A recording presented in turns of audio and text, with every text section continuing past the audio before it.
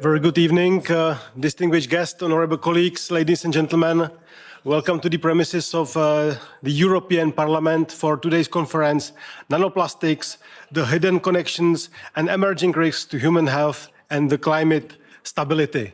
This conference is being organized by Patriots for Europe political group and the ALLATRA Global Research Center. The science is not anonymous. This was a sentence I dared to say and write when justifying the rejection of the new planned EU climate goal for reduction of greenhouse gases by 2040. And as I dared, I was really roasted by the progressive guys. Why?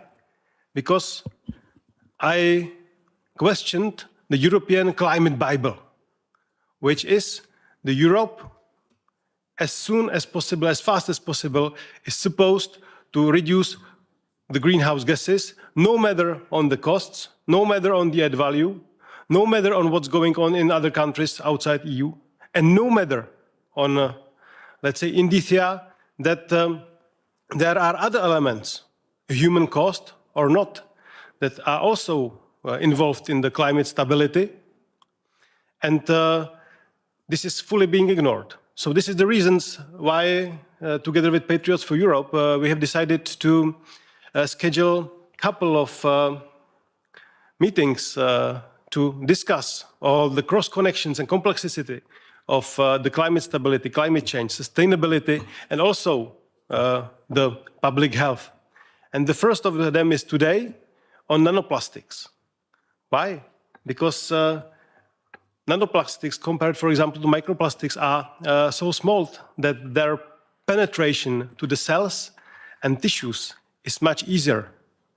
Also, they influence the CO2 absorption, for example, to the oceans, while, let's say, changing the vitality of microflora on the sea level. Simply, it's a matter of fact that nanoplastics have become a topic for not only the public health, but also for the climate. And this is the reason why I'm really glad that we could hold the debate today.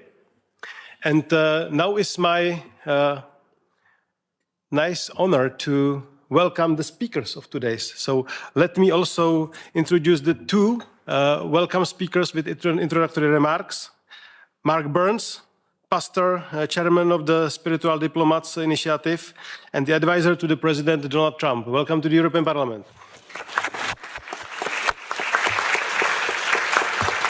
Marina Ovchinova from USA as well, the president of the ALLATRA International Public Movement. Welcome. Then we have the expert panel from the ALLATRA Global Research Center. Alexander Masny, the biochemist. Hello. Welcome. Anna Kotliar from Israel, specialist in geology and geography. Welcome. Sitting to my right, Dr. Kara from the Czech Republic, let's say applied mathematics. Welcome. Dr. John N. from USA, having the master's degree, as well as I do, from chemical engineering. Welcome. And last, but very, very not least, Professor Antonio Ragusa from Italy, obstetrician and gynecologist, the first scientist that has proven the microplastics in the human placenta. Welcome.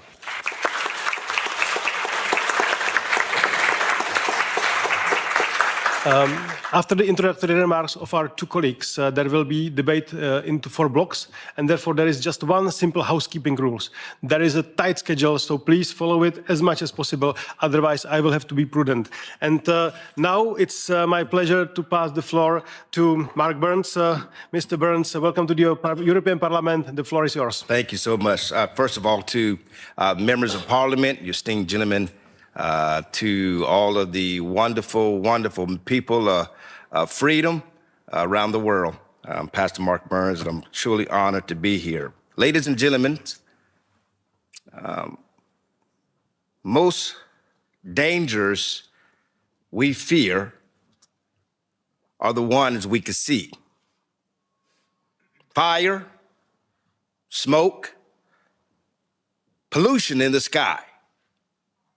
But today I want to talk about something ALLATRA has brought to my attention, something my global initiative, spiritual diplomacy, has since recognized as one of the key areas of work, something so tiny, yet carrying enormous impact, something that may already be inside of us, something that may already be embedded inside of our organs, and it is called nanoplastics. Nanoplastics are fragments of plastic measured in nanometers, thousands of times smaller than the width of a human hair. You can't see them, you can't avoid them easily, and that's what makes it the most dangerous. We were told that plastics was revolutionary, cheap, strong, convenient. We weren't told that plastic never goes away. It never biodegrades. It breaks down into smaller pieces. A bottle becomes fragments. Fragments becomes microplastics. Microplastics becomes nanoplastics. And when plastics reaches the size, it stops being just trash and it becomes biological. Because nanoplastics are so small, they can pass through the cells of membranes. They can enter the bloodstream. They can travel to the organs. Recent research has detected plastics particles in human blood, lungs, liver, placentas, and even brain tissue. This is no longer just an environmental issue. This is a human health issue. So how much are we all exposed?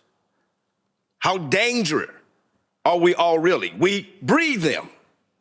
We drink them. We eat them. Nanoplastics have been found in bottled water, tap water, seafood, salt, fruits, vegetables, and even inside our very homes, the very air we breathe. Every time plastic is heated, washed, or worn down by sunlight, it sheds microscopic particles. Synthetic clothing releases them when it's washed. Tires release them on the roads. Food containers release them when heated. Exposure is not occasionally, it is daily. Now here is the difficult truth. Science is still catching up. Nanoplastics are extremely hard to measure, but early studies are deeply concerning. They show nanoplastics can trigger inflammation. It can damage cells, disrupt hormone systems, interfere with organ functions. They may also disturb the gut microbiome, the systems that regulate the immunity, the digestive systems, and even mental health. There's another layer of concern. Nanoplastics act like carriers. They bind to toxic chemicals, pesticides, heavy metals, and so-called forever chemicals. They can transport these toxins directly into our cells. So they don't just add pollution, they multiply. And one of the most alarming discoveries is their potential effects on the human brain. Some studies suggest nanoplastics may cross the bloodstream and the blood barrier.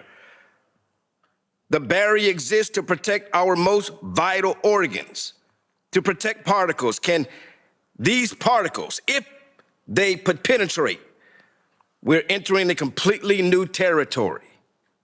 Even more concerning, plastics particles have been found across the placenta, which means exposure begins before birth.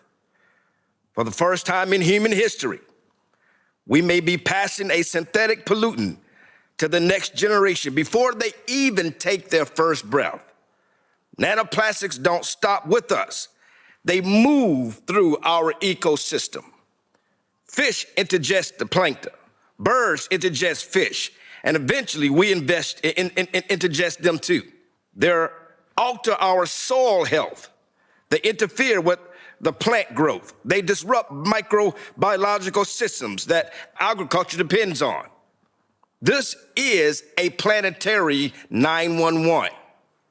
And I believe that even now, moreover, because of their small size, most everyday defenses were never built for them. Standard household filters are not designed to regularly and reliably capture particles at the nanoscale. Standard air purifiers are not designed to reliably remove them from either our air or our existence. Once these particles enter tissue, living tissue, the problem becomes even harder. You cannot simply clean nanoplastics out of the body cell. You cannot easily reverse what has already crossed biological boundaries. And even the solution, we often rely on plastic waste to not solve this part of the problem. Recycle may reduce visible waste, but it does not remove the plastic that has already begun to fragment, disperse, and enter the air. Which means this: even if plastic production slows down tomorrow, it would not undo the exposure that has already begun. This is not a problem we simply switch off or turn off. And when exposure continues, while understanding is still developing, the risks do not remain theoretical. They accumulate in ecosystems, in human bodies, and potential across generations. And that is why the awareness of this issue becomes a responsibility for all human rights, for all human beings, that we realize this danger. It is affecting all of us, regardless of your race, your color, your religion, regardless of your economic system. It is impacting the whole entire human race.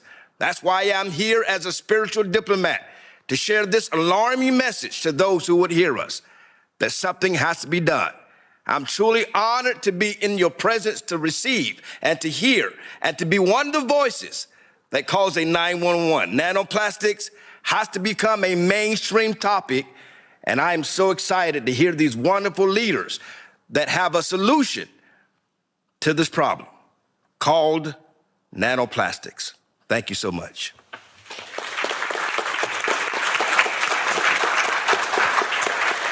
Thank you very much, Pastor Burns, for your inspiring introductory remarks. And now it's my pleasure to pass the floor to Marina Ovchinova, the president of the ALLATRA International. Madam, the floor is yours. Thank you so much. Ladies and gentlemen, Mr. Knotek, distinguished members of Parliament, dear guest, it's a big pleasure for me to be here in the heart of the European democracy and to have this opportunity to discuss such an important topic. And thank you so much, Mr. Knotek, for bringing the topic of nanoplastic to the parliamentary level. It's very important, and I truly hope, like Mr. Burns just said, that people will focus on that idea and continue to investigate. I represent ALLATRA International Public Movement. This is international community of volunteers from 180 countries, including scientists, researchers, professionals from different diverse fields. The activity of ALLATRA movement focus on comprehensive study of climate, geodynamic, and of course, environmental risks, advancing scientific awareness of these threats. The international dimension of our work is implemented through participation in the key global platform. Over the past 2 years, our participants took part in COP16, COP29, COP30, the other UN and OSCE events as well. At the beginning of 2026, in the United States, under the leadership of Pastor Mark Burns, the spiritual advisor to the President Donald J. Trump, and thanks to Pastor Burns, initiative Spiritual Diplomacy, a series of high-level human rights event was held on the ALLATRA platform within the US Capitol and Congressional Complex as well. In the scientific dimension of our work, our research platform, the ALLATRA Global Research Center plays a pivotal role. It is an independent analytical center officially registered in the United States as 501c3 nonprofit organization and also listed in the European Union Transparency Register. And today's conference is based on the 2025 report, Nanoplastic in the Biosphere, from molecular impact to planetary crisis, prepared by specialists of the ALLATRA Global Research Center. And it's my particular honor for me to share with you that one of the inspiration behind creation of this report was the apostolic blessing of Pope Francis received by ALLATRA movement in 2024 in recognition of our environmental protection activities. And in 2025, Pope Leo XIV also extended his blessing to the volunteers of ALLATRA movement as well. Of course, with the moral support of the Holy See, together with years of interdisciplinary research on micro and nanoplastic conducted by representative of our Global Research Center, formed the foundation for the popular science documentary Nanoplastic, The Threat to Life, which premiered in November 2025. The film has since received several international recognition, including awards at the festival in Mannheim, the London Independent Film Awards, and the Latitude Film Awards. Also joining me at this podium today are representatives of our research center who have traveled here from the United States, Israel, Germany, Czech Republic. And you need to understand, while they represent only a portion of a much broader international scientific consortium, one that includes experts affiliated with leading institutions around the world, they are here to present the collective research findings and analytical conclusions of the ALLATRA Global Research Center, including a comprehensive assessment of the potential consequences of micro and nanoplastic proliferation for human health and ecosystem integrity. And we invite all participants to engage in a professional, responsible, and constructive dialogue on this issue in a spirit of good faith and mutual respect. Thank you very much for your attention, and right now it is my honor to introduce our keynote speaker, Dr. John Ahn, an expert in chemical engineering and sustainable technologies, holding a PhD from Technical University of Munich and MBA from INSEAD and a master's degree from the University of California, Berkeley. Within the ALLATRA Global Research Center, he focuses on the environmental impact of plastics on human health and planetary system. Dr. Ahn, the floor is yours.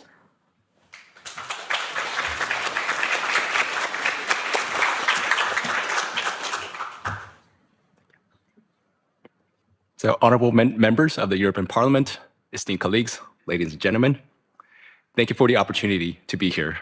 It's an honor to speak on behalf of ALLATRA Global Research Center, along with my colleagues here.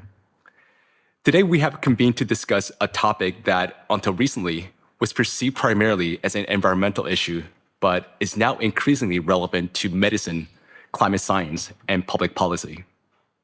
The topic is micro and nanoplastics and their emerging risks. For decades, plastic pollution appeared to be a visible problem. Bottles on the beaches, debris in oceans, waste in landfills.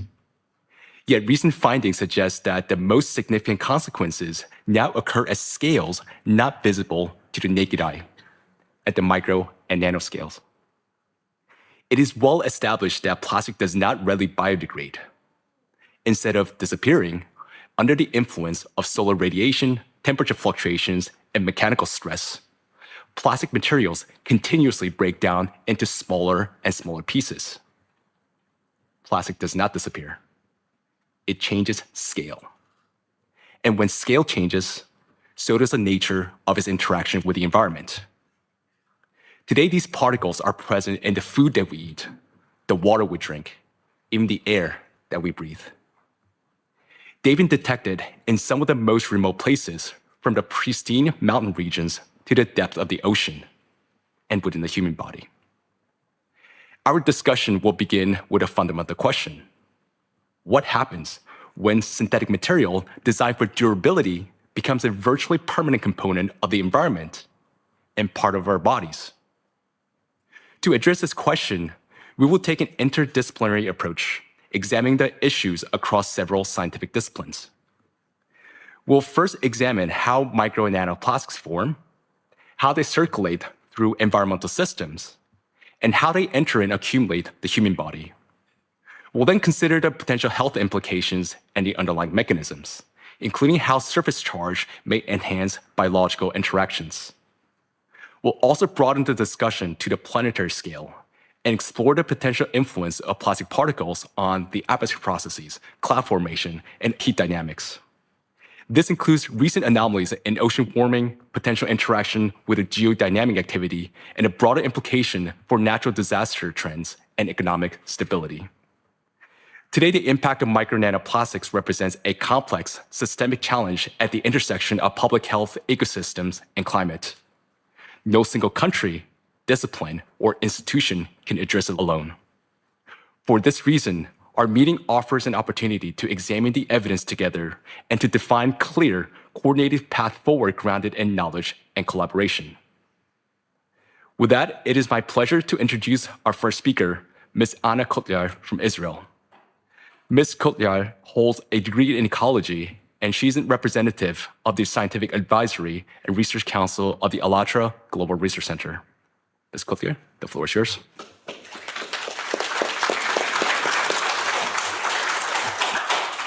Good afternoon. It is an honor to address you today. Thank you. Plastic is no longer separate from the natural environment. It now functions within it, gradually destroying its natural processes. Since the mid-20th century, more than 9 billion tons of plastic have been produced. It has become one of the most widely used materials and is used in almost all areas of life, from transport and aviation, medicine, cosmetics, and household goods.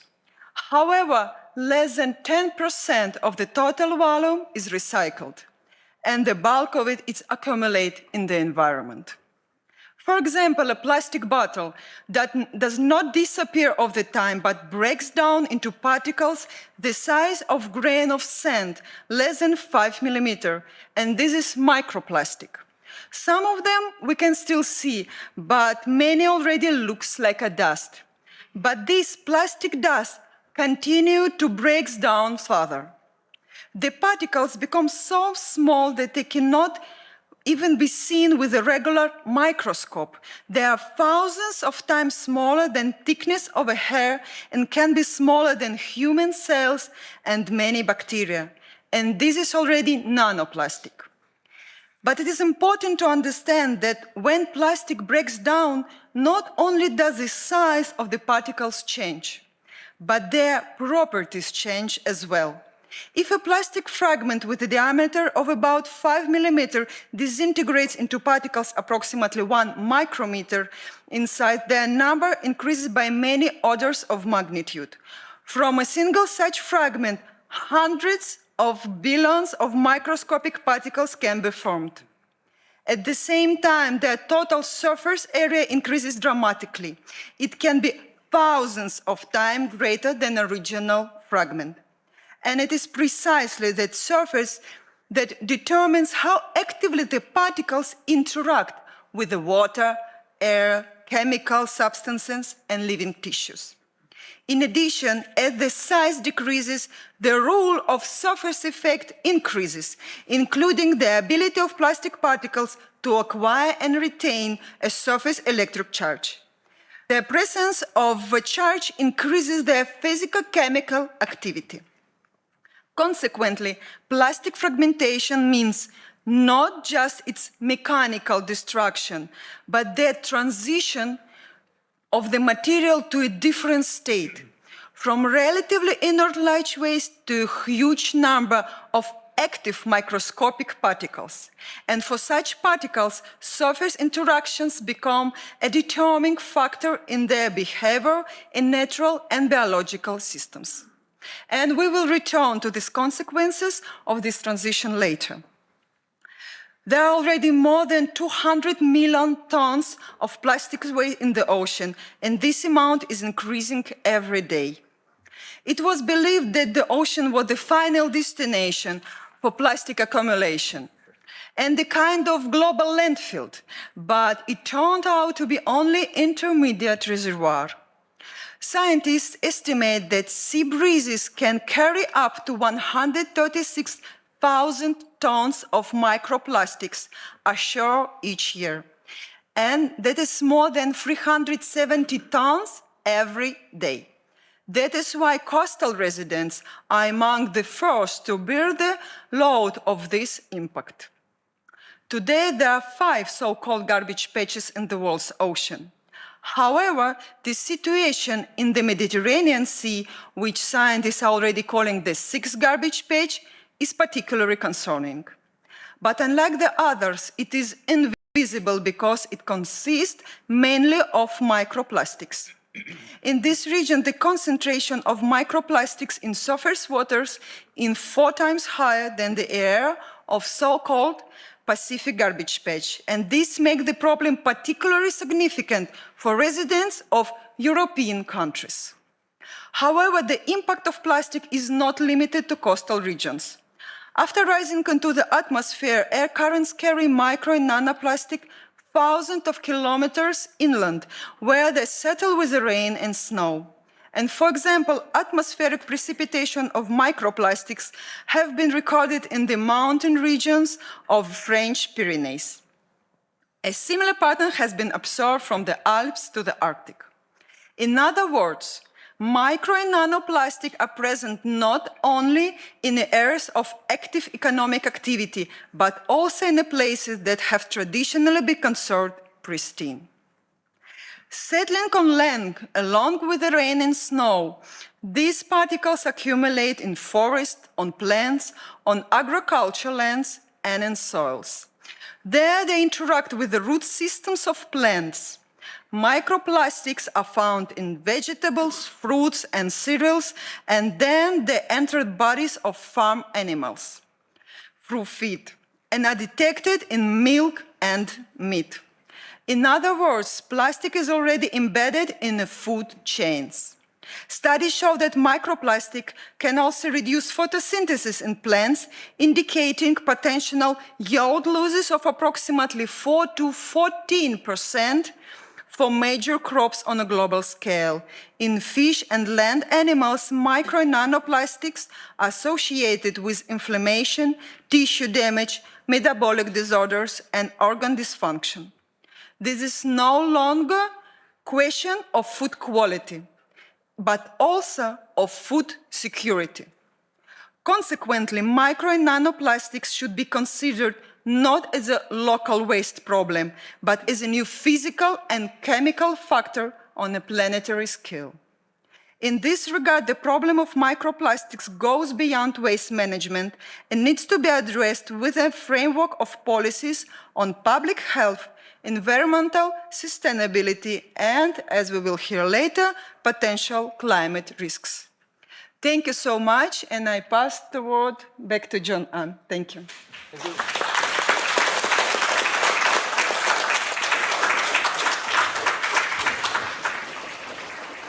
So micro and nanoplastics are everywhere, in the food we eat, the water we drink, and the air we breathe. When they enter the bloodstream, these particles can circulate through the body.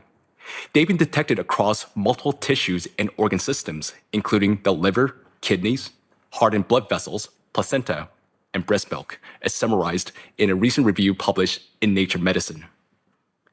These particles can also accumulate in the gastrointestinal tract, lungs, and endocrine and reproductive organs, where such accumulation is associated with potential disruption of the normal biological function. As someone with over 2 decades of experience in chemical engineering, I find this evidence deeply concerning. Micro and nanoplastics enter the human body continuously through ingestion, thermal contact, and inhalation. Exposure to these particles occurs without interruption. Now, among these pathways, inhalation may represent a particularly hazardous route.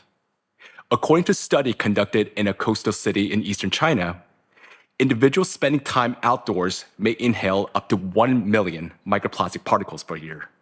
Recent findings suggest that when inhaled, the plastic particles, particularly those carrying surface charge, may migrate along the olfactory nerve through the brain towards the brain where measurable concentration have been detected. Among the organs examined in a recent study, the highest concentration of micro nanoplastics were detected in a brain tissue. The levels there were 7 to 30 times higher than those in the livers or kidneys. The researchers at the University of New Mexico estimate that in middle-aged individuals, each gram of brain tissue contains about 4,900 micrograms of plastics, roughly 0.5% by weight. In absolute terms, this amounts to about 7 grams, comparable to the weight of a small plastic spoon. Here, I want to point out that the situation may be even more concerning for children because their lower body mass and higher intake of air, liquid, and food relative to their weight can result in substantially higher exposure to plastic particles per kilogram, up to 4 times greater than adults by some estimates. This brings us to question whether internal accumulation of these particles is associated with measurable effect on human health. According to the European Academy of Neurology, residents of coastal areas with higher levels of micro nanoplastics showed increased prevalence of functional impairments, including 9% higher cognitive disability, 6% higher mobility disability, 16% higher self-care disability, and 8% higher independent living disability. While these findings do not establish causation, the associations are consistent with emerging mechanistic evidence and indicate that these particles can reach the brain, induce neuroinflammation, and disrupt cellular homeostasis. But the potential impact of micro nanoplastics is not limited to the particles themselves. Beyond their physical presence, micro nanoplastics may pose additional risks because they also carry chemical additives, including phthalates, bisphenols, polybrominated diphenyl ethers. Health impacts associated with just 3 of these additives were estimated at $1.5 trillion in 2015. Note that more than 16,000 chemical compounds are used in plastic production, many of which have not been comprehensively evaluated for long-term health-human effects. Beyond chemical additives, another factor that may contribute to the biological impact of micro nanoplastics is surface charge. Plastic particles acquire and retain surface charge through the friction in air, also known as triboelectric effect, or by absorbing ions in aqueous environments, including biological fluids. The surface charge enhances interactions between these particles and cells, organelles, and biomolecules such as DNA and proteins. The smaller the particle, the stronger the surface-driven interactions, potentially amplifying their biological impact. As noted in a recent peer-reviewed article, plastic particles may pose significant environmental and health hazards, with surface charge playing a critical role in governing their behavior.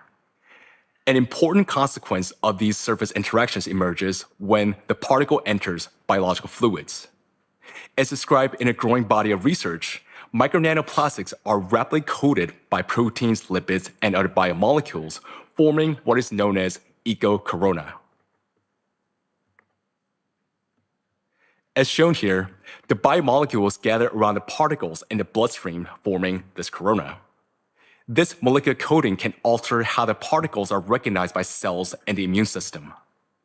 Rather than being identified solely as foreign materials, they acquire a new biological identity determined by the molecule bounded to their surface. As a result, these particles may be internalized more readily by the cells. Studies suggest that micro-nanoplastics, particularly small nanoplastics, can cross several of the body's key protective barriers, including the intestinal barrier, the pulmonary barrier, the blood-brain barrier, and the placental barrier. Once these are cross these barriers and within the tissues, these particles are not readily cleared and they may persist for prolonged periods. In addition to persistence in the body, micro-nanoplastics may also increase viral stability. Viruses exhibit strong adsorption to plastic particles, and nearly 99% of the viral dose in some experiments was bound to their surfaces.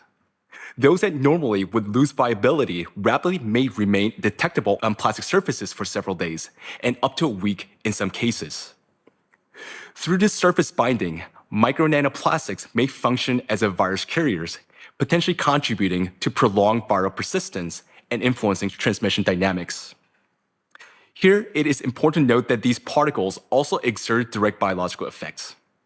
Research findings indicate that charged micro-nanoplastics may disrupt tightly regulated cellular processes essential for normal cell function and survival. They may affect intracellular signaling, activate pathways involved in programmed cell death, and impair mitochondrial function, thereby affecting cellular energy production. For more on this topic, I now invite Mr. Alexander Masny. Mr. Masny is a biochemist with a Master's of Science in Life Science Informatics, and he's a representative of the Scientific Advisory and Research Council of the ALLATRA Global Research Center. Mr. Masny, the floor is yours. Thank you. Thank you so much. It's a great honor to speak here today on this topic. And we'll have a look about what is known of the actions of nanoplastic particles and their electrostatic charge properties inside a living cell. As Dr. Ann already mentioned, there is much evidence today of potential accumulation of nanoplastics in the brain. But what is happening there at the cellular level within neurons? To better illustrate this, we'll now watch a short animation which schematically will demonstrate how electric charge of nanoplastic particles could influence living cells. So let's have a look at neuron signaling. Each neuron works like a tiny battery. It keeps a small difference in electrical potential between the inside and the outside of a cell. This allows it to send signals at the right time. Charged nanoplastic particles in it, in their turn, may disturb this balance. And the neuron can then behave irregularly, activating too early or failing to send a signal at the right time. If this happens repeatedly, communication between neurons becomes less precise, and the function of larger neural networks can be affected. Every neuron is surrounded by a membrane that contains small gates, so-called ion channels. When the neuron needs to transmit a signal, some of these channels open, allowing these charged particles, ions, to move rapidly into or out of the cell. This movement changes the electrical potential across the membrane and generates a brief electrical impulse. The impulse travels along the neuron and passes the information to the other cells, other neuron. Plastic particles may interfere with the normal function of ion channels. Because they can carry an electrical charge, they may interact with these gates, with the channels, and slightly alter their structure.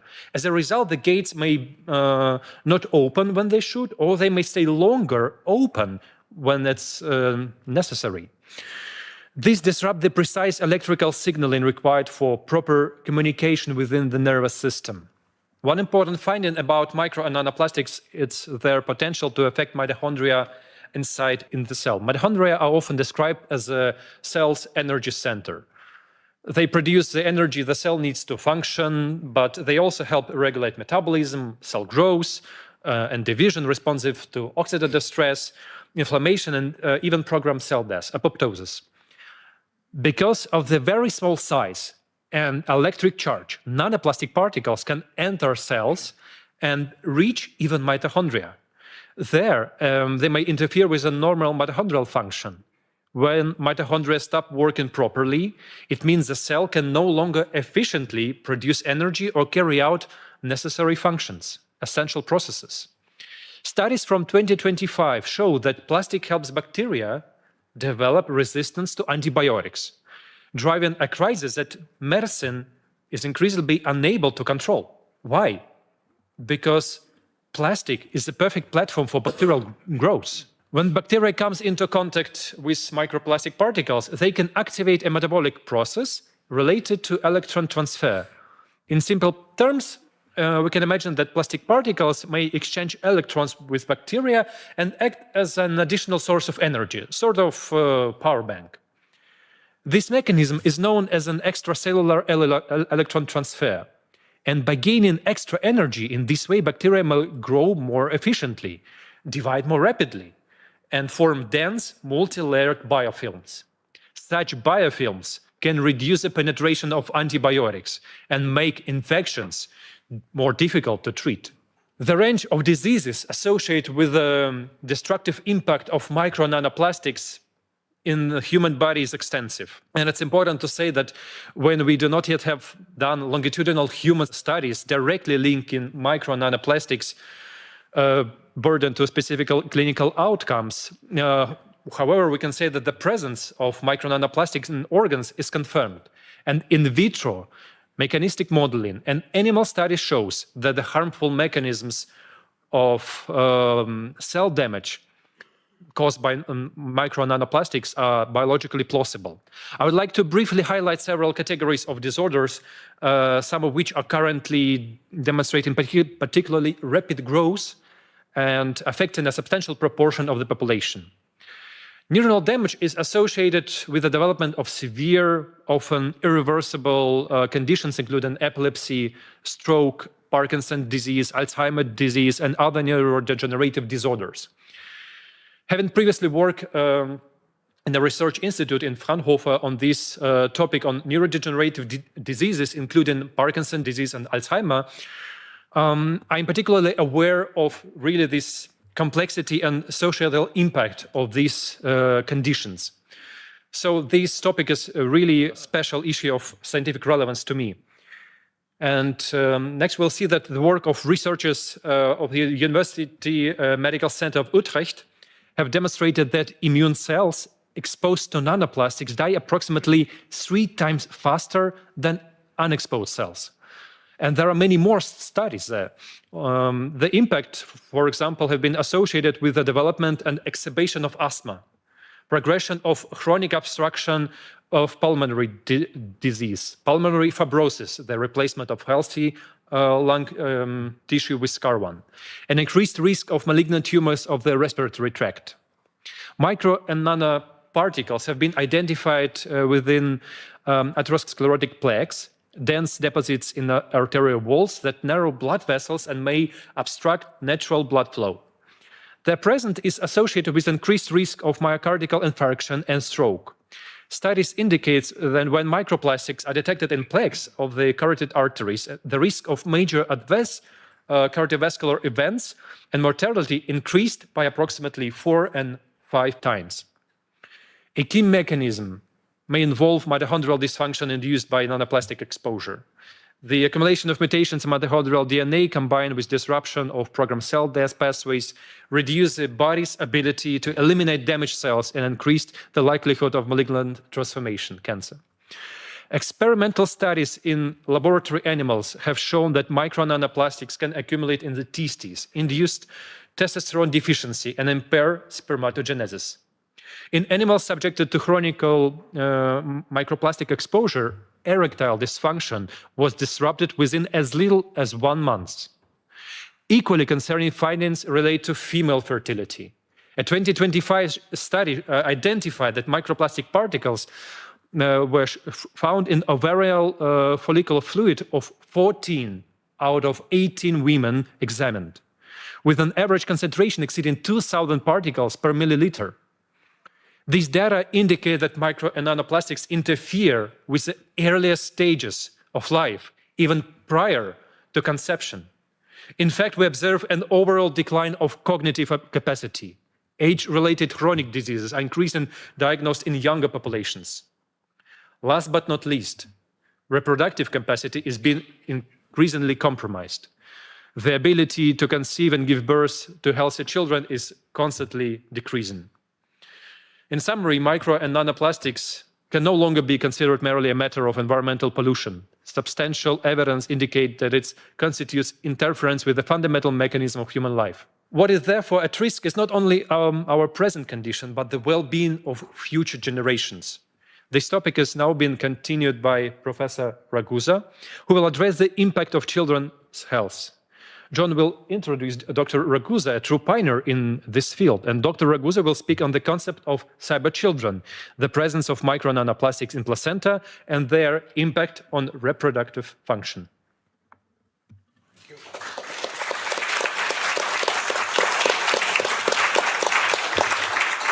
So, dear colleagues, today I have the honor of introducing a scientist whose research has advanced our understanding of how deeply plastic pollution has penetrated the very foundation of life.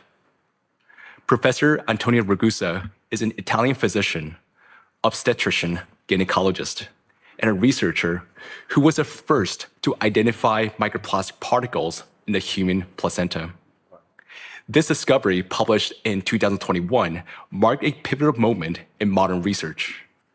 The work made by Professor Ragusa and his team demonstrated that the plastic particles are capable of reaching the sites once assumed to be biologically protected, the very place where new life begins. His study attracted wide international attention, defining that plastic particles could present in the placenta and therefore in the developing fetus raised a profound scientific and public concern.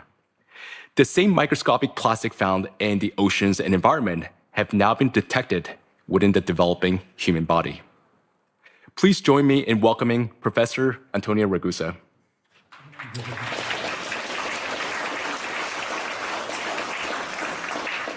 Thank you. I'm sorry, but I'd prefer to speak Italian.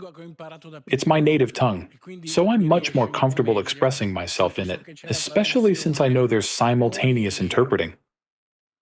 Unfortunately, a few years ago, we discovered that plastics are present in the human placenta. Let me digress a little bit. Here you can see photos of plastic fragments found in the human placenta. This brief digression is necessary to show you that the very same plastics present in the oceans and seas are found in the amniotic fluid and inside our children. It's the same plastic because everything on Earth is interconnected and interrelated. When we made this discovery and published it, the news spread all over the world. Many media outlets showed interest. We introduced the term cyborg baby, that is, cyborg children, because these children are no longer just made of organic material, but also of inorganic. This term has gained popularity in international literature. Later, a lot of evidence emerged that plastics are inside the uterus and fetal placenta. We also checked if they were present in breast milk, and unfortunately, we found it there too. Many organizations became concerned. They said, "Does this mean mothers shouldn't breastfeed their babies?" No. Breast milk remains relevant even if it contains plastics. It is the best food for our kids because artificial mixtures contain even more plastics than breast milk. So, there's no other option. The only solution is to reduce the amount of plastics that mothers consume during pregnancy. There are certain methods, attitudes, and behaviors that can be adopted on an individual level to improve the situation and reduce the amount of plastic one ingests. This is a watercolor. It might look like a photograph, but it's not. It's a watercolor made by the greatest living watercolor artist, who was partly inspired by our research. I believe that on topics like this, very sensitive topics, knowledge must not remain exclusive to scientists, but must spread to the general public. Therefore, we should seek cross-pollination, interact with journalists and art workers. This topic should move beyond university lecture halls. After we discovered plastic in the placenta and human milk, we asked ourselves, Where exactly was it in the placenta? How was it localized? And we located it, as you can see in these photographs, inside the placental cells near the mitochondria, which have already been mentioned to you, and near the endoplasmic reticulum. We discovered that the closer the plastic gets to the mitochondrion and the endoplasmic reticulum, the more these small intracellular organelles are morphologically deformed. Their shape is altered. And strangely, the plastic does not enter the cell nucleus. It is not yet clear why it remains in the cytoplasm, in the peripheral area. However, if you look at this beautiful illustration by Maria Mata, who worked with me on this research, you can see on the left a cell with its cytoplasm perfectly organized, mitochondria, endoplasmic reticulum, and so on. On the right, conversely, is a cell invaded, infected. Because plastic behaves like a microorganism, it infects, infected by microplastics. One can observe a state of anarchy where the cellular structures are completely distorted. Here you can see these very interesting experiments on mice, showing that exposure to microplastics alters fetal growth. You might say, well, Ragusa, those are just mice. We can do without mice. But that is not the case, because in humans as well, the amount of plastic found within the placenta is inversely proportional to growth. In other words, the more plastic there is, the smaller the infants are, the smaller their brains are, and the smaller their heads are. And these are humans, they are not mice. Moreover, the amount of plastic present in the human placenta is correlated with premature birth, which is one of humanity's greatest misfortunes. Currently, worldwide, this varies by nation and the degree of development within those nations, but currently, 10% of children globally are born prematurely, and this is a source of dramatic disability across the world. It is the most significant source of disability globally, and this disability is correlated with the amount of plastic present in the mother's placentas. Other conditions, such as cholestasis, for instance, which is a significant disease, are also correlated with the amount of plastic in the placenta, as is the fetus's ability to respond to hypoxia. Perhaps you are unaware because you're not obstetricians like me, but for children to be born, they have to go through sort of a dangerous journey, a very perilous journey, and they face hypoxia. The more plastic there is in the placenta and the amniotic fluid, the less capable they are of coping with it. Unfortunately, this study from Hawaii illustrates how the amount of plastic present in placentas has increased dramatically over time. That is to say, if we examine the plastic levels from when I was born in the 1960s, fortunately, there was very little in my mother's placenta. But over time, this number has surged. These are the biochemical mechanisms that have already been mentioned, through which plastic causes damage to human beings. We don't have time to analyze them all in detail right now, but we're talking about inflammation, cytotoxicity, and cell death. When this happens inside a human being, specifically within the uterus, what follows are epigenetic changes. That is, our lives are altered. Therefore, plastic is capable of changing our lives starting from the womb. And it does change it. Here you see, for example, Alzheimer's, which we discussed earlier, or Parkinson's. But observe, something I am very keen to discuss with you is obesity. Obesity has been a phenomenon of the last 40 to 50 years, because when I was a child, obesity was almost non-existent. I attended a school with over 400 pupils. Only 2 were obese. Today, if you look at the rates of childhood obesity, you see nations, such as Mexico, where 30% of children are obese. These are the mechanisms through which plastic contributes to the development of obesity. Here you can see the increase in obesity across various nations in recent years. This slide is very evocative because it demonstrates how the quantity of plastic we discard into the environment is directly proportional to obesity. That is, to the growth of our waistlines. This is a point of significant interest, as plastic is obesogenic. It acts as an obesogen. If we examine all the diseases whose prevalence has increased dramatically in recent years, Almost all of them share a correlation with plastics. These are complex pathologies. Obesity is a complex condition. It does not depend solely on plastic, but plastic exacerbates this process. We asked ourselves, how exactly does plastic make a person gain weight? It is somewhat peculiar since plastic has no caloric value. So, what is the mechanism? Well, the answer is relatively straightforward. We conducted an experimental study in which we artificially infected certain placental cells with plastic and observed what happened to them. We saw exactly the same phenomena that we had observed in natural placentas. That is, those not subjected to our artificial intervention. If you focus your attention here, this is one of our micrographs showing a single cell. You can see the cell, and inside it, within the cell's cytoplasm, indicated by the arrows, you can see numerous bright spheres. These bright spheres are microplastics. They cluster together in the same way viruses or bacteria do, and they are of similar dimensions. Those we found are approximately 10 microns in size, very similar in scale.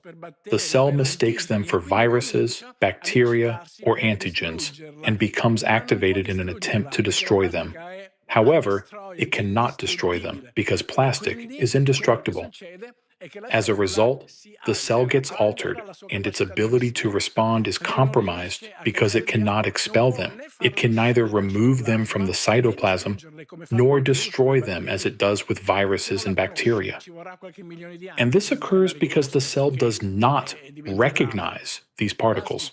It may take a few million years of evolution before the cell learns to recognize it and handle it effectively. Plastic.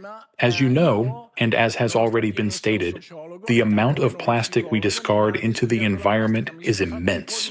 Although I am neither a sociologist and certainly not a psychologist, over my years of studying plastic, I have developed some ideas as to why we human beings are so foolish as to flood our environment with plastic, thereby destroying it for our children and grandchildren. There are several reasons, which I describe in this work. We do not have time to explore them in detail, but essentially it stems from the fact that for millions of years, not thousands, not tens of thousands, but millions, humans perceived the environment as an enemy. And indeed, for millions of years, nature was an enemy.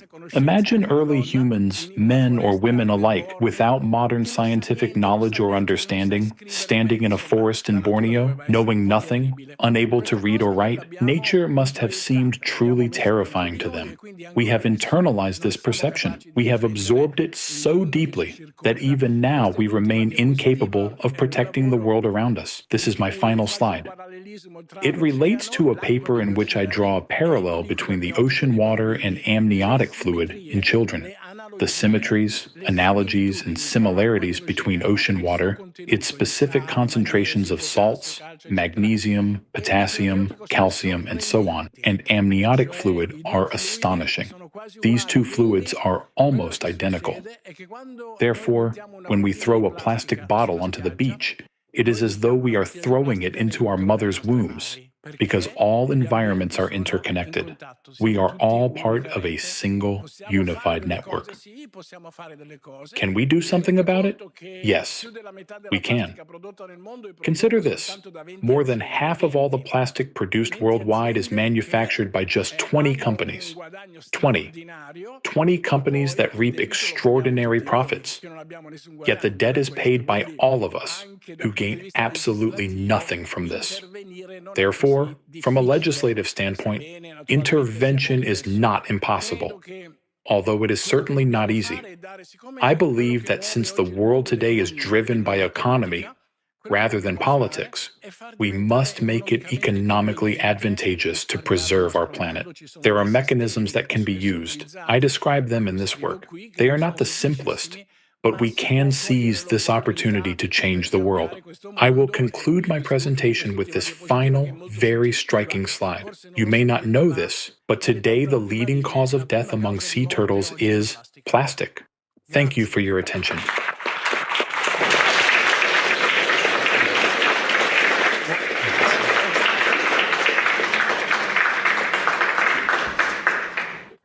Thank you, Dr. Ragusa. So far we have examined how micro nanoplastics interact with and disrupt human cells. We now turn to how the impact of these same charged particles extend beyond the human body into the oceans, atmosphere, and climate systems. To explore this topic, I'm pleased to introduce Dr. Jan Kara of the ALLATRA Global Research Center. He holds PhD in discrete mathematics and algorithms from Charles University in Prague, and his research focuses on natural disasters, geodynamic change, and the environmental impacts of micro and nanoplastics. Dr. Kara, the floor is yours.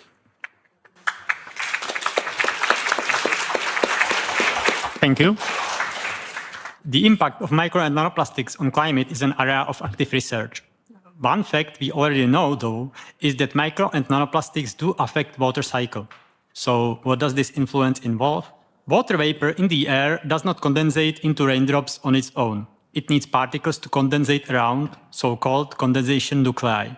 Naturally, these are particles of dust, sea salt, soot, or other aerosols. As Anna already told us, there is substantial amount of nanoplastics in the air, and the research published in journal Nature has shown that plastic particles in the air act as condensation nuclei for water vapor. When there are more condensation nuclei in the air, the same amount of water is distributed among more droplets. Thus, initially, these droplets are smaller and it takes them longer time to grow to the size at which they start falling as a rain. But eventually, when the rain starts, it is more extreme, because more water has accumulated in the cloud overall. Thus, when the concentration of nanoplastics is high enough, they first contribute to prolonged periods of drought, followed by more intense rainfall and possibly causing flooding. Similarly to affecting rain, nanoplastics also affect how droplets freeze into ice. Normally, pure water droplets freeze at a temperature of around -38 degrees Celsius. In presence, the research from Pennsylvania University has shown that in presence of nanoplastic pollution, the droplets usually freeze already at temperatures of -18 to -24 degrees Celsius. Due to the fact that raindrops freeze at higher temperatures, hail is created at lower altitudes. This way, nanoplastic pollution contributes to more frequent creation of hail and creation of larger hailstones. On this slide, you can see graphs from European Severe Database showing how the frequency of large and very large hail is increasing in Europe over the last 20 years. Here you can see some samples of the hailstones. If we take long-term trends, then the chances of large hail in Europe are growing by about 20% per decade since 90s. Similarly here, we can see how the chances of heavy rain are growing in Europe over the last 30 years. These events are causing significant damage, and nanoplastics are apparently contributing to the increase of these extremes. To summarize, micro and nanoplastics affect the condensation of water vapor and cloud formation, which leads to an increase in intensity of storms, thunderstorms, and other destructive natural phenomena. Since the effects of charged micro and nanoplastics isn't taken into account in our models, these particles are possibly also leading to higher inaccuracy of our weather forecasting and climate modeling. Now, let's move from the air into the ocean. The ocean and the atmosphere are a single climate system. Water has the unique capability to absorb enormous amount of heat. For comparison, just 10 meters thick layer of the ocean is able to absorb more heat than the whole atmosphere. Ocean absorbs heat during the day and releases it at night, thus smoothing out temperature fluctuations. Ocean thus plays a key role in maintaining planet's climate stability, acting as a kind of natural air conditioner. The ocean also removes heat from tectonic plates and releases it into the atmosphere.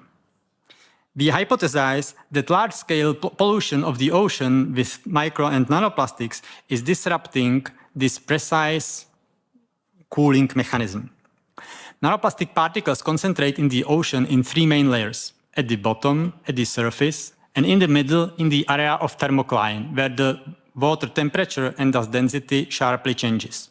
Plastic particles with surface charge interact with water molecules at the level of hydrogen bonds, and this alters the chemical and physical properties of the water, possibly slowing the heat dissipation into the atmosphere and thus contributes to creation of zones of overheating inside the ocean. We hypothesize that the concentration of micro and nanoplastics in the ocean is sufficient to affect the heat exchange within the ocean. This in turn may lead to less heat being removed from the Earth's interior lithospheric plates, cooling less. As the graph shows, the temperature of our oceans is increasing at unprecedented rates. In fact, over the last few decades, the rate of warming ocean has accelerated by 450%.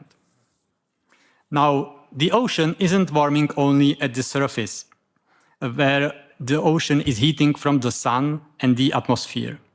In fact, the surface heating affects only the upper 700 meters of the ocean due to mixing.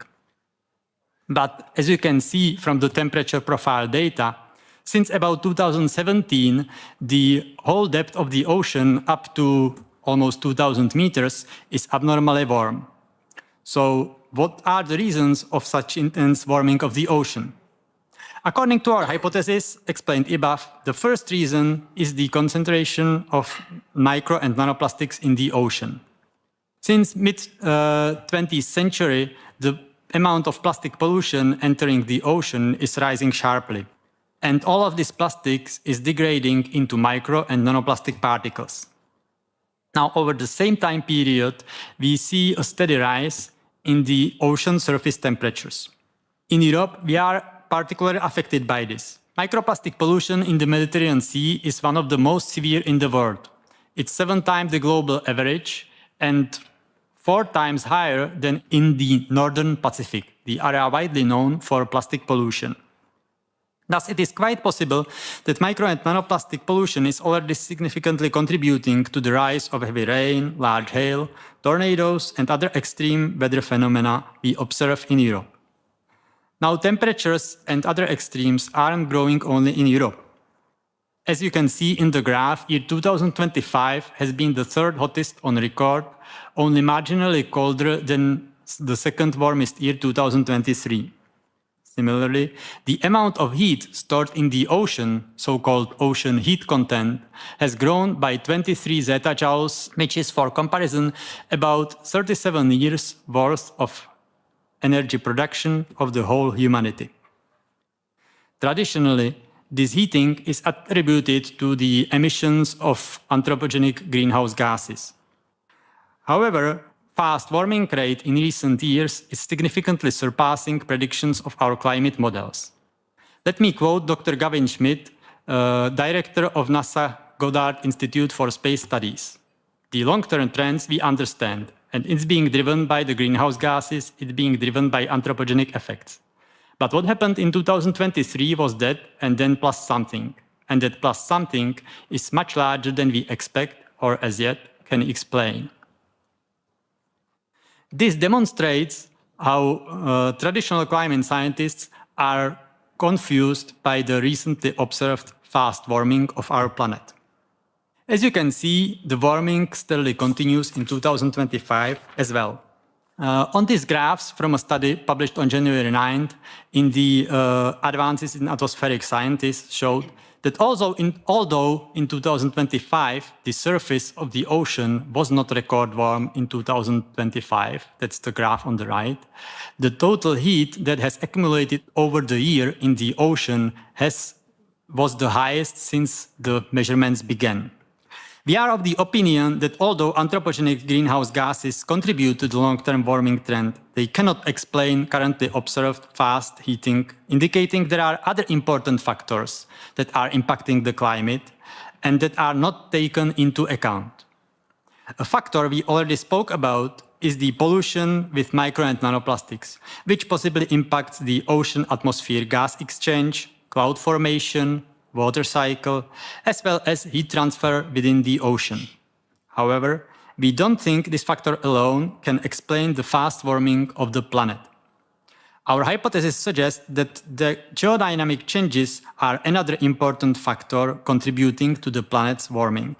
That is, activation of the Earth's interior, increasing the geothermal heat flow, heating the oceans from below, and thus consequently the whole planet. Let me now pass the word to John, who will be speaking more about these changes. Thank you.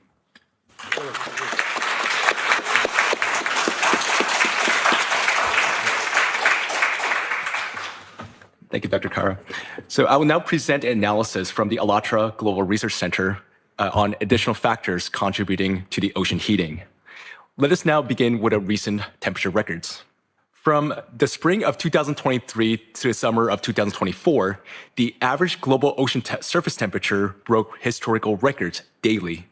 Dr. Rob Larter, a British marine geophysicist, commented, "It's quite scary, partly because I'm not hearing any scientists that have a convincing explanation of why it is we've got such a departure. But the impression at the moment is that things have gone further and faster than we expected." Professor John Abraham from the University of St. Thomas suggested that the previously unrecognized factors may be influencing the long-term ocean temperature trends, the factors that are not accounted for in existing climate models. As mentioned earlier, micro-nanoplastics may alter the physical properties of the ocean waters, effectively trapping heat within the ocean. But I want to point out that the plastic itself does not generate thermal energy. It only limits its release. This raises a fundamental question. Where does the heat come from? Recent studies showed that the ocean warming is occurring not only at the surface, but also in the deep oceans. NOAA scientists reported that in the Argentine basin, at a depth greater than 4,500 meters, the temperature increased by about 0.02 degrees Celsius between 2009 and 2019.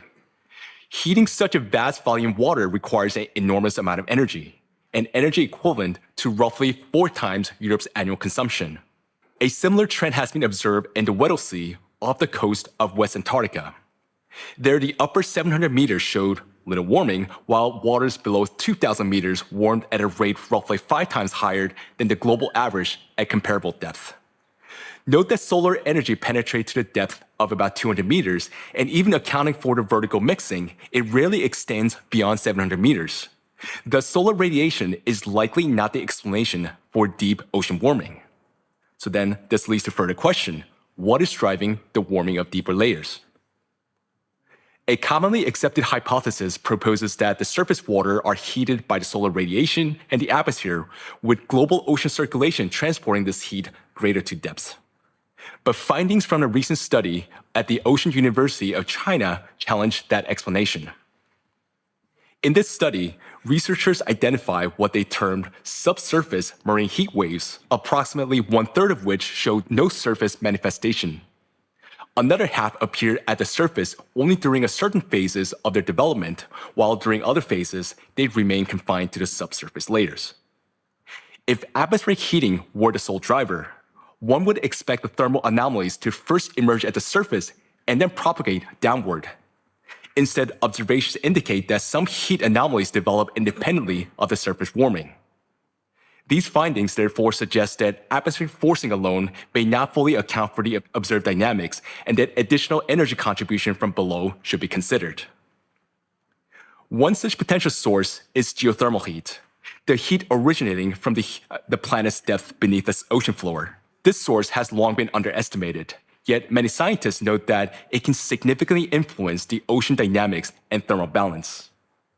Although geothermal heat flux from the Earth's interior is often considered relatively constant, it may vary over time due to processes such as intensification of tectonic and magmatic activity at depth. The potential connection between seismic activity and ocean temperature anomalies is an area of an ongoing scientific investigation. Numerous empirical studies indicate a complex relationship between them. For example, in 2010, scientists from the Institute of Earth Physics of the Russian Academy of Sciences published a study reporting a statistically significant connection between seismic activity and climate variability in the tropical Pacific, including El Niño events. Based on more than 30 years of observation, the authors found that El Niño events systematically follow changes in seismic activity with an average delay of approximately 1.5 years. A similar pattern was observed in long-term trends. During the observation period, sea surface temperature increased by about 0.1 degrees Celsius, while seismic activity energy release in the Pacific Ocean, that doubled. Professor Arthur Vitrito of the College of Southern Maryland reached a similar conclusion.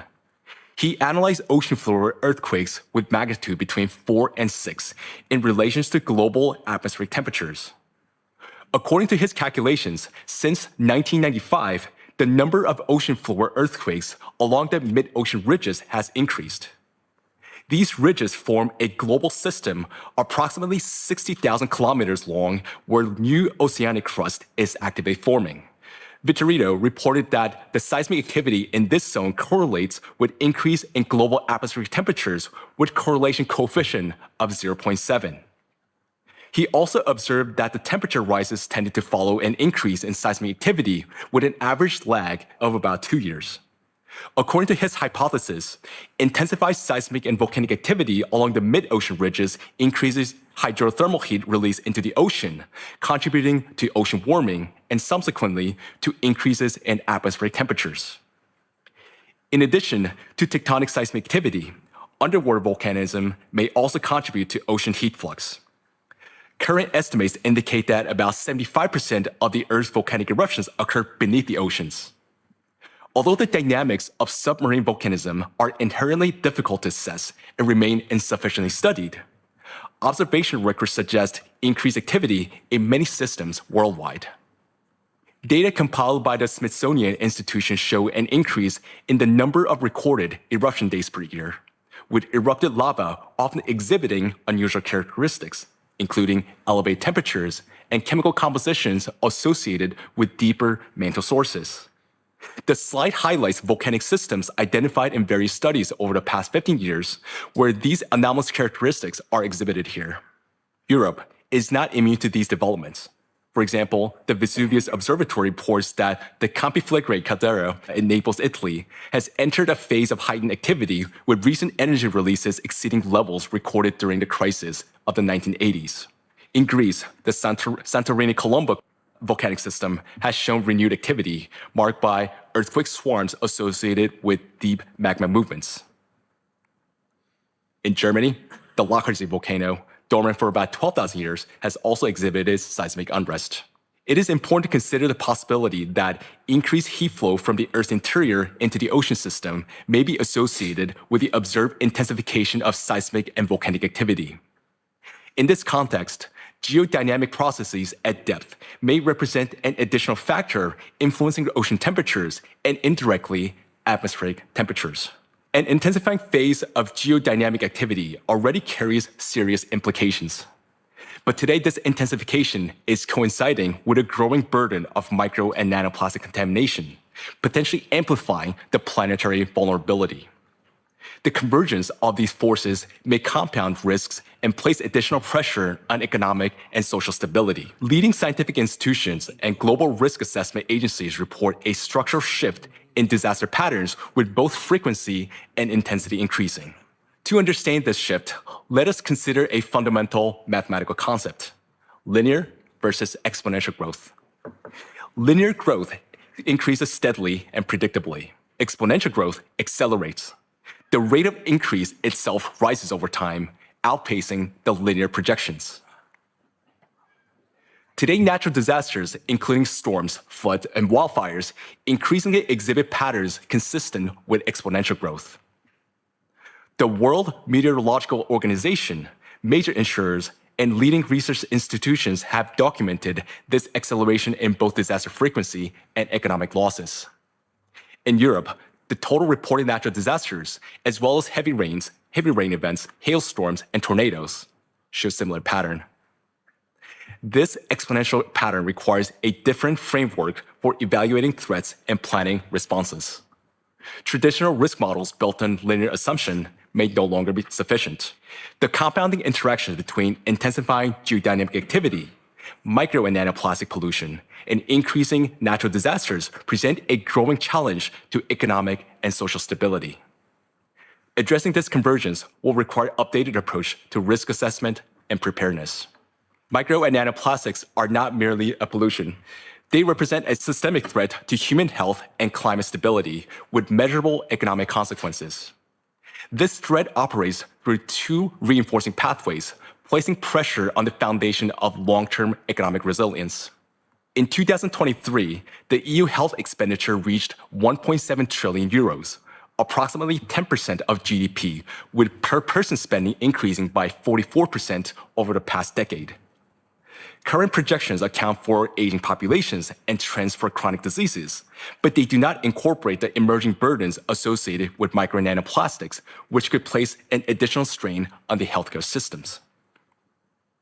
At the same time, disaster-related losses are escalating. Between 2009 and 2024, average annual losses increased by 54%, with Germany, France, Italy, and Spain among the most affected. These losses are placing increased strain on EU governments and financial institutions. While climate change accelerates plastic degradation, plastic pollution reduces climate resilience. Each dynamic reinforces the other. Yet the current policy framework do not reflect this interdependence. Plastic pollution is largely addressed separately from public health and climate strategy. What is required instead is an integrated framework that places micro and nanoplastic at the center of health, climate, and economic planning. To understand why existing approaches remain insufficient, I now pass the floor to Alexander Massenet. Yes, thank you. When people first hear that micro and nanoplastics are already in our blood, our organs, even our brains, an instinctive question arises. How do I get them out of my body? Biohacking communities promise some detox protocols, supplements, saunas, and personal hacks to flush out micro and nanoplastic particles. But this approach fundamentally misses the point, because no detox can extract particles that have crossed your blood-brain barrier and is already embedded in your organs. And here is the cruel irony. The very solution promoted by blood purification contained plastics themselves. Plasmapheresis, hemabsorption, filtration devices. We are using plastics to try to eliminate the effects of plastics. These procedures cannot extract plastic from cells. They cannot neutralize surface charges. They cannot restore disrupted cellular pathways. As Professor Sajju Ganatra has stated, that there is no safe levels of these chemicals in the body. The goal cannot be slightly reduced for individuals' load, while the environment continues to saturate us with new particles every day. To see why current solutions fail, we need to look at a full plastic life cycle. Someone might say, let's reduce plastic production and use and ban plastic production more. So this is impossible now. Plastics are now deeply embedded in the modern life. Examine what will collapse: medical devices, food supply chains, electronics, constructions, our infrastructure. A full prohibition is simply not possible in the foreseeable future, and it's also economically disadvantageous, either at the level of individual countries or at the level of international economy. We turn to recycling as the supposed solution. But here is the paradox. Recycling generates more micro and nanoplastic particles. The mechanical stress of recycling plastic to shred particles faster than virgin plastic will degrade. We're not solving the problem, we're accelerating it. And here is the biggest issue no one talks about, and where we have no answer at all. Humanity has already produced 10 billion metric tons of plastic. Much of this now breaking down into invisible particles that circulate in our air, in our food, water, and accumulate inside our bodies. 100 million tons will continue fragmenting for centuries, even if we stop production tomorrow. The world ocean alone contains 200 million tons of plastic waste. Current extraction rates of ocean cleanup efforts are approximately 20,000 tons per year. This is less than 0.01%. At this rate, complete ocean cleanup would take up approximately 10,000 years, assuming we stop all new pollution today, which we cannot. So the problem compounds exponentially, and whether we stop production or not. The greatest danger isn't that plastic we haven't yet made or recycled. It's a micro and nanoplastic we are already living with. We cannot clean this up. We cannot filter it out. We cannot recycle our way out. So the solution, therefore, is not to eliminate plastics, but to ensure that there is no longer will threaten life. So what can we do? So let me reiterate that the risk associated with micro and nanoplastics arises from several factors, including their chemical additives, size and shape, surface charge, and resistance to degradation. Taken together, these characteristics determine how plastic particles behave and interact with biological and environmental systems. As my colleagues have noted, plastic particles already present in the biosphere pose ongoing threat that must be mitigated. Yet we currently have no practical means of altering their chemical composition, size, or shape at scale. But one viable direction, at least in theory, may be worth exploring: the influencing their surface charge. The surface charge of micro nanoplastics plays an important role in determining their behavior in biological systems. Many naturally occurring nanoparticles, such as mineral dust, sea spray aerosols, and clays, also carry surface charge. But charge associated with plastic particles appears to differ in its persistence and its interaction dynamics. It can remain stable across multiple environments, including air, biological fluids, and this charge can enhance the particle's ability to, for example, penetrate cells and cross biological barriers, including placental and blood-brain barriers. It also enables the plastics to bind to DNA, proteins, and cell membranes, and to persist, accumulate within tissues, and to influence the water cycle and heat transfer dynamics in the oceans. Therefore, if the surface charge of the plastic particles could be neutralized or even partially be reduced, their biological interaction and uptake could be limited. So this could, in turn, lower cellular adhesion, reduce charge-mediated binding to DNA proteins, decrease absorption of toxic substances and heavy metals, and restrict transport across biological barriers. For these reasons, international research should focus on developing methods capable of reducing or neutralizing the surface charge of micro nanoplastics.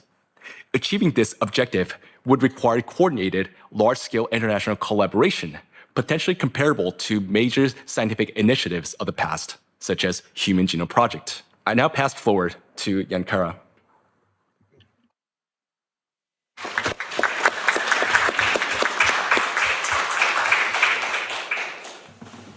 Thank you. Dear distinguished guests, esteemed colleagues, members of parliament, you have just heard about the problems that nanoplastics cause for ecosystems, human health, and climate. Now allow me to turn to the main question. What do we do next? What steps can we take right now? First, we lack unified European standards for monitoring plastic particles under 10 microns. Each research group uses its own methods, its own classification criteria. Therefore, we cannot compare data from different studies from different countries. We cannot create a comprehensive picture of nanoplastic distribution across Europe. Imagine if each country would be measuring temperature using its own scale. We have to develop these standards. We also lack standardized protocols for studying health impacts. We have no unified methodology for assessing the effects of nanoplastic on human body.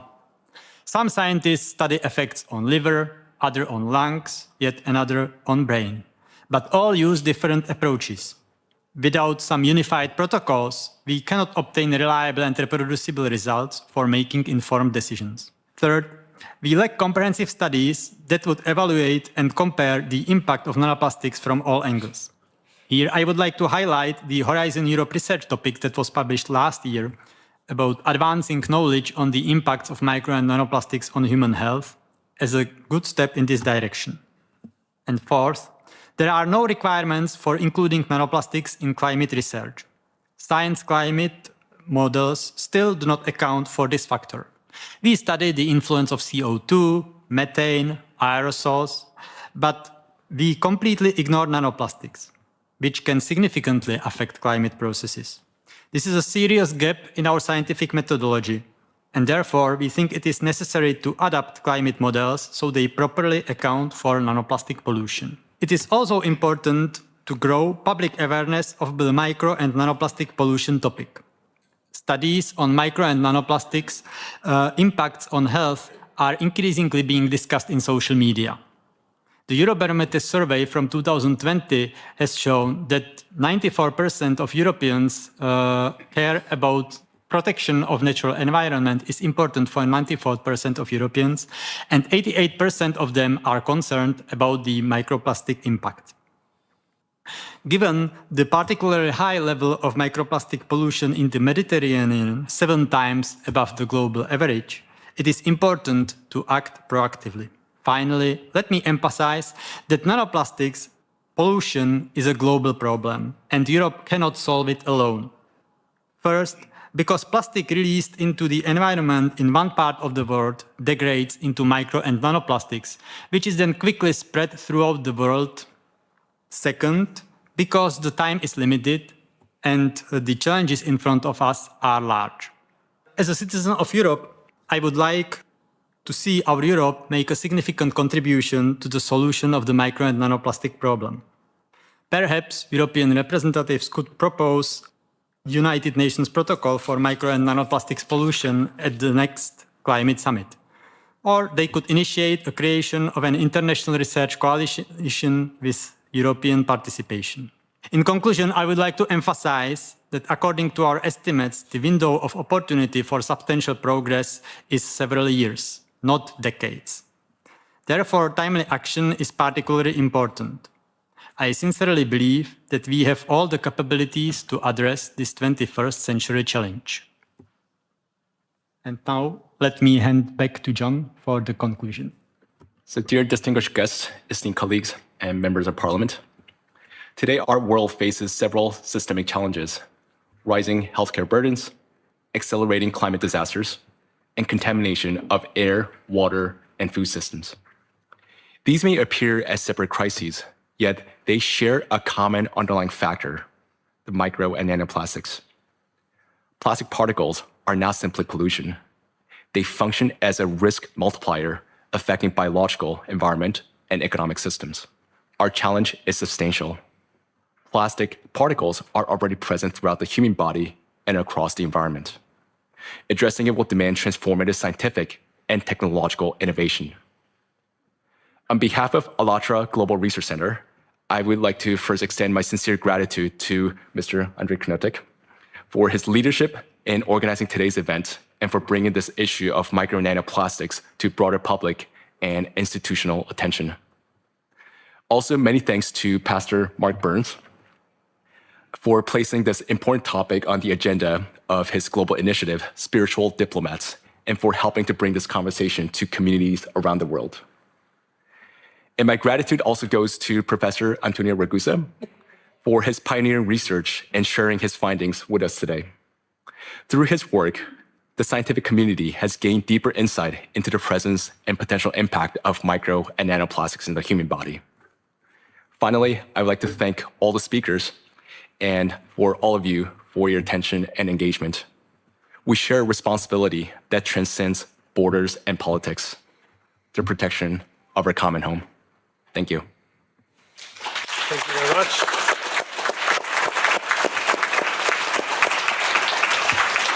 Thank you very much for all your professional contributions. And now it's time for potential questions from the public. So I'm looking around. Is there any question or remark towards our distinguished speakers, distinguished guests? I would like to ask Mr. Ragusa. He mentioned that amount of nanoplastic in placenta has grown over decades. Do you have some data regarding it? Yes. There are at least 3 international studies showing that the amount of micro and nanoplastics within the placenta has been gradually increasing over the years. And the increase has been particularly noticeable over the last 10 years. This is because the amount of plastic that we, To put it into perspective, 90% of all plastic produced ultimately ends up in the environment. Some countries are more conscientious than others. Italy, for example, is very conscientious because it recycles 12% of its plastic. But there are countries in Southeast Asia, for example, that do not recycle anything at all. Thus, all the plastic produced ends up in the environment. And, as we have shown earlier, the external environment, that is, the seas and oceans, is closely connected to our internal biological environment, specifically the placenta and amniotic fluid. Since we are constantly dumping plastic into the environment and its amount is increasing year after year, it is obvious, both from a scientific and practical point of view, that the amount of plastic in our children and in our fetuses, even before they are born, is steadily and relentlessly increasing. Grazie mille. Thank you very much for the answer, Professor Garuzzo. And any potential question? Oh yeah, the madam over there, please go ahead. Good evening, and thank you very much for this very kind panel that we have tonight here, bringing such important topics for nanoplastic. I am Anila Prethi, a journalist from Albania. Actually, Albania is not yet a member of European countries, but geographically we are in Europe. So as you know, Albania has a long coastline along the Adriatic and Ionian Seas. Based on your experience and the studies you have conducted on the impact of nanoplastics and plastic waste management, what are the minimum steps of small countries, for a small country like Albania, to have effectively monitor and manage the risk in its waters? And the other question is, how can these measures be integrated into the effective national legislation, considering the correct regulatory gaps that we have in our nation? Thank you very much. And who is now interested to answer that question? Yeah, I will start with some points. Indeed, like for a small country like Albania, it's unique, this geographic position between the Adriatic and Ionic Seas. Yeah. The issue of micro nanoplastic is particularly acute. And in correspondence to your question about these minimum measures, I would like to begin with the context of today's discussion that we ever ready. The need to develop really a unified European standards for monitoring plastic particles smaller than 10 microns have already been rightly, right step. And this conference, we have discussed it and proved that actually it's very important to really do it all together with all countries. How this can be integrated in national strategy? So in our opinion, like a minimal yet effective step is really to, what you can take immediately, is to create supportive conditions for the scientists who are engaged in micro and nanoplastics research. Resources could be directed towards a research group focused on identifying viable methods, developing solutions on neutralizing the surface charge of nanoplastics. And we see this as an investment in the future of kids. And by supporting domestic experts, by encouraging them to pursue this fundamental solution rather than addressing consequences alone, the country can position itself not only like merely as an observer, but a leader in this advanced research and in protective technologies against nanoplastic burden. So I hope, I've answered. Yeah, I'll just add that, another thing with that, like everyone can do is to raise awareness. I mean, like just as an ordinary person, you could, a lot of people, maybe not a lot of people, but some people are not aware of this invisible problem. It's just the micro nanoplastic is just everywhere, but we don't see it. So, people think, it's not really a problem, but it is a problem. I mean, you have seen the data, you have heard what we've talked about, and it's invisible. But let's make that visible, and you can do that through just simply by talking to your families at dinner tables, or you're part of in a media. So just do, what we can to best of our abilities. Because when we have such a big noise from just ordinary people, then that could help to raise the awareness and bring to the solution. A lot of times things don't come from the top to the bottom. Sometimes things have to come from the bottom to up, and this is something we can do as individuals. So that's what I want to add. Thank you very much. I'm looking for another question. Oh, the madam in the very last row was first. Okay, yes, you. Thank you so much. Thanks for the really interesting discussion. I was really curious, just thinking about some of the solutions that were being discussed, whether the panel has any opinion on the future global plastics treaty that's being negotiated. So negotiations are underway for a treaty to end plastic pollution. And at the moment, nanoplastics are not mentioned at all, and microplastics barely at all. So would just be really curious on your reflections about the role that a treaty could play in solving some of the issues that you presented. Thank you. Okay, maybe so I'll try to answer. So sure, I think the treaty is a good thing because it will at least end addition of new plastic into the ocean or into the biosphere. Yeah? But I will also have to say that as far as I know, the treaty is already being negotiated for 3 years and we are still not there. So yeah, I'm hoping that it will come to some good closure soon. Like, let's say it is approved and then we stop adding the plastic into the ocean. That's certainly a good step, but as John was already saying, and Sasha mainly was saying, we have already the problem with 10 billion tons of plastic that's already out there. Yeah, and that's decomposing, and it's enough of it to cause us a lot of problems. So in this sense, I think this treaty is actually not enough. And we will have to come up with other solution how to deal with the existing plastic. And so far we don't even have the scientific understanding how to do this. So I guess like some treaties are a bit premature at this point, but we have to, let's say, get the common will to significantly invest in understanding and researching the problem. Thank you very much. The next question was from the madam in the red shirt. Yep. Okay. Thank you very much for this very informative session. I note that you said earlier that there's no safe levels for micro nanoplastics in us, but the reality is we can't escape it, as you've already also shared. And you highlighted a point that sometimes we do get action when it's bottom up. So just wondering if there's enough bottom up pressure, I guess, applied, if we could get more action from top down by legislation and rules, by having minimum safe threshold levels. Do you foresee that we will develop some kind of safe range or safe limit for the various polymer types? Maybe I can initiate the answer to this question. As I outlined in the beginning, the problem here is that you don't see the problem, yeah? And it's not physically visible. And also, as it is a multidisciplinary agenda, it touches, as I said in the beginning, the Bibles, so-called political dogmatic Bibles.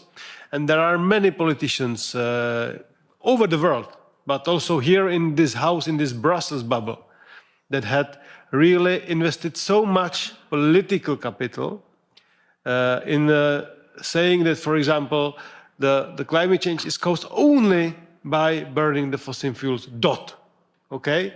And if you now come with the theory that there are some nanoplastics, microplastics, that, okay, can damage the health, but no one sees it so fast, but of course the studies are there, but it's not so visible problem yet. And at the same time, it destroys the Bibles. They try to be resistant because basically it would mean that for at least 1 or more decades, 1 or 2 decades, they didn't say the full truth to their electorate. And what they try to do, those progressive guys usually, they try just to maintain their electorate, and they cannot admit a change. I'm coming from a corporate business. For me, if we had the company strategy and the time showed that the company strategy needs improvement, we did it. But for some political branches, political parties, simple, if you go this direction, then you should change it.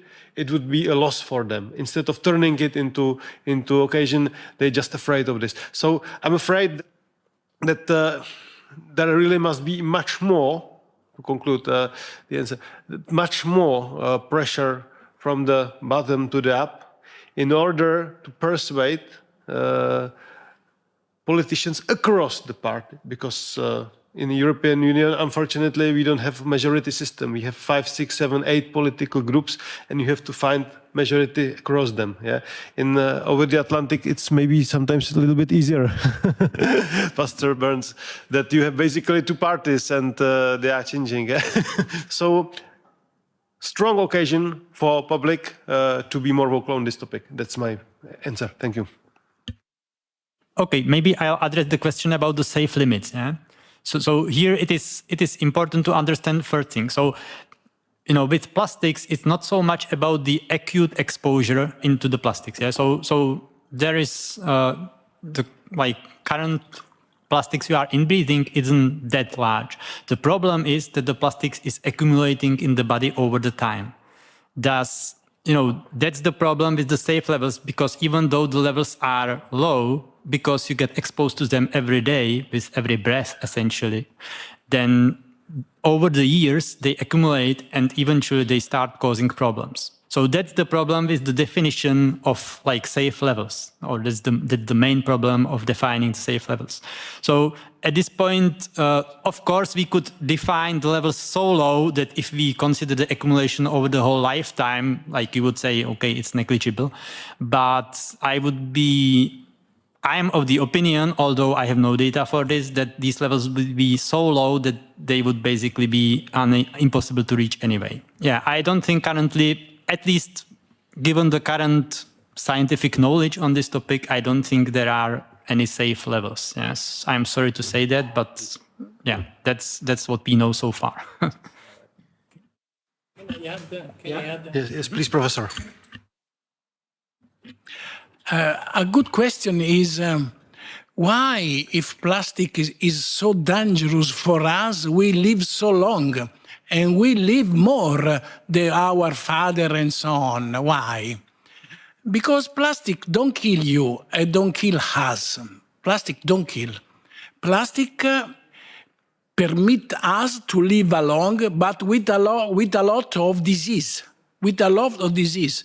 Plastic is able to growing the number of disease that we have. Also when we are baby, when we are infant, because infants today have a lot of disease that long time ago they are not. And so the response to this question is plastic don't kill, plastic ti rende malato, do disease to you, not kill. Thanks. Thank you very much. I think we have time for the last possible question. Do I see a madam over there? Yes, please. Yeah, you. Yeah. I have a very quick question.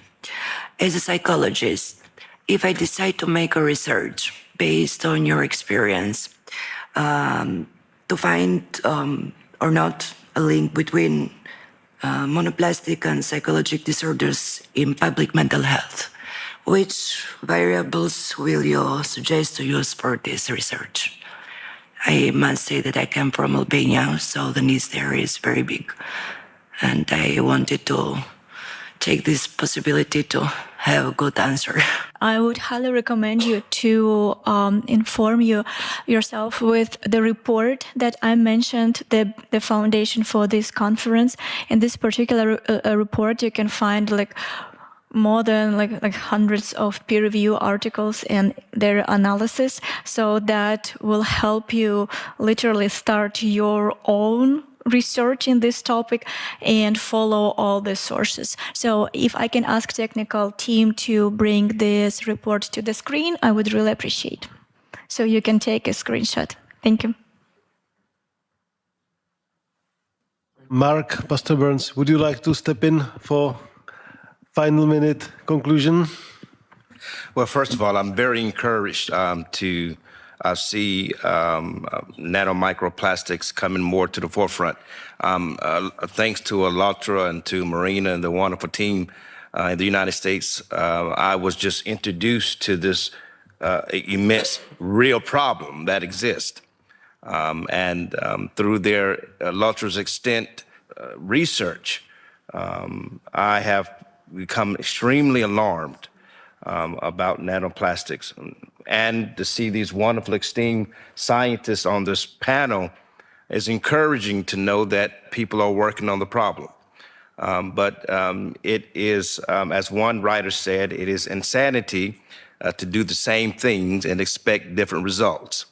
And so for me, this is ammunition that I need, Your Excellency, to echo this message around the world. Especially at the highest level of government at the United States of America, and to continue to work with the European Union and our partners around the world to try to bring a resolution to this very real growing problem. So thank you so much for Your Excellency putting this on, and thanks to the wonderful ALLATRA scientists, and Marina and the wonderful team, and all of you that are around the world that are coming together, you scientists, you journalists who are making this a top priority. This is what spiritual diplomacy looks like, that you're willing to risk your reputation to save someone else. And this was all about the unborn babies, the neuroscientists, the Alzheimer's disease, all the effects of nanomicroplastics that we've learned in this wonderful panel is to make the human society a better place. So thank you so much for doing this. I'm very grateful.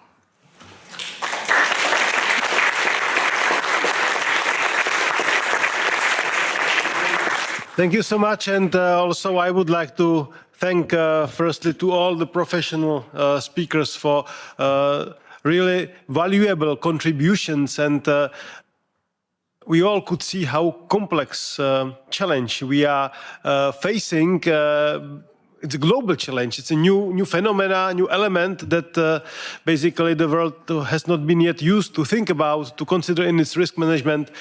Global coordinated action is, of course, needed here. And I'm really pleased that we could elevate this topic also on the floor of the European Parliament. And I believe we will be able to continue fighting in the same direction. Once again, thank you very much to all of you participating, helping out, and of course to the speakers. Thank you very much.